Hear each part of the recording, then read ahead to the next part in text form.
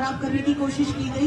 जैसा पिछली बार हुआ था जब हम बैटिंग लेके आ रहे थे, तब आपने सपोर्ट किया था, समर्थन दिया था, पूरे देश में हमारी बात पहुंचाई थी। ऐसी अगर कुछ घटना होती है तो आप हमारे साथ रहो और पूरे देश में हमारी बातें पहुंचाओ। और हम इस प्रोटेस्ट को इंटरनेशनल भी लेके जाएंगे। जो बाहर के ओलंपियंस हैं, ओलंपिक चैंपियंस हैं, उनको भी हम लेटर लिखेंगे कि वो भी लेटर लिख के हमारा समर्थन दें इसमें। हम सिर्फ प्रोटेस्ट साइट पे इधर ही बैठ के, जंतर मंतर पे ही बैठ के सिर्फ हमारा प्रोटेस्ट को आगे नहीं बढ़ाएंगे। यहाँ से जंतर मंतर से बाहर जाके भी हम अपना प्रोटेस्ट को बढ़ाने का काम करेंगे, क्योंकि हमें ऐसे फील हो रहा है कि हमारा जो ये प्रोटेस्ट है इसको बिल्कुल खींचने का काम किया जा रहा है, बिल्कुल जेल में तब्दील करने की कोशिश की जा रही है।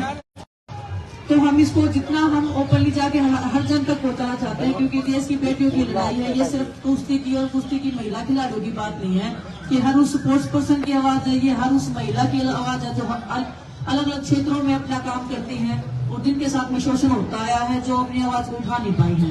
तो आज का जो हमारा प्रोग्राम है, हम कनॉट प्लेस में जाएंगे, जितने भी लोग हैं हम सबके सामने अपना प्रोटेस्ट है उसकी बातें रखेंगे कि हमारे साथ कैसे हो रहा है और हमारी इस न्याय की लड़ाई में लोग किसी भी बातचीत कर रहे हैं, उनके संपर्क में भी हैं।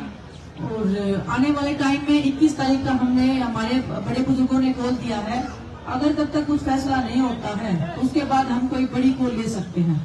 तो दिल्ली के महिला संगठन है या छात्र संगठन है, जितने भी संगठन है, किसान संगठन है, सबसे हम कॉन्टेक्ट में हैं और बड़ी कॉल हम ले सकते हैं 21 तारीख के बाद में।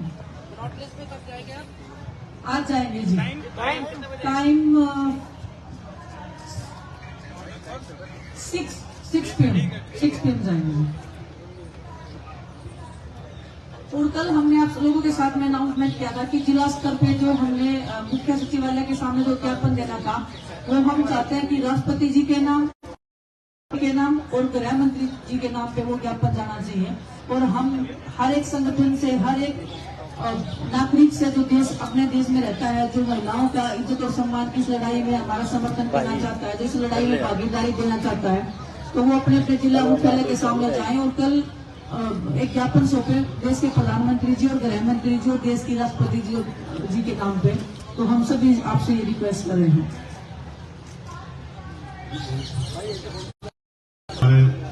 इस लड़ाई के सहयोगी साथी और हमारी महिला बहन जो रेसलर हैं, भाई जो रेसलर हैं, उनकी इस लड़ाई में, क्योंकि आज लंबा समय हो गया और कोई पॉजिटिव रिजल्ट नहीं आए।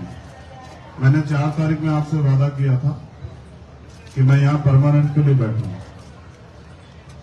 मैं जबान देके फिरता नहीं हूँ। बाबा साहब अम्बेडकर ने भी कहा कि किसी भी देश की तरक्की का पैमाना मैं उस देश की महिलाओं की तरक्की को मानता हूँ। जिस देश में उस देश की बेटियां जिन्होंने नाम रोशन किया उनके साथ अन्याय हो तो मेरे जैसे भाई घर नहीं बैठ सकते। वो जिन हालातों में यहाँ है, उन्हीं हालातों में उसी बिना सुविधाओं के हम लोग इस आंदोलन को लड़ेंगे और जब तक हम लोग नहीं जीतेंगे तब तक ये आंदोलन हमारा यही इसी स्थल से जारी रहेगा।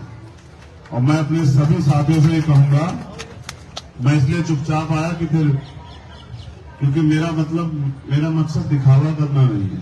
अगर मैं दिखावा जोड़ लगा गया तो पुलिस के लोग बाहर ही रोक लेते।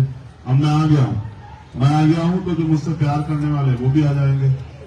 तो मुझे उम्मीद है कल के बाद जो है यहाँ एक मेला लगेगा, उस मेले को देखने के लिए बहुत लोग आएंगे।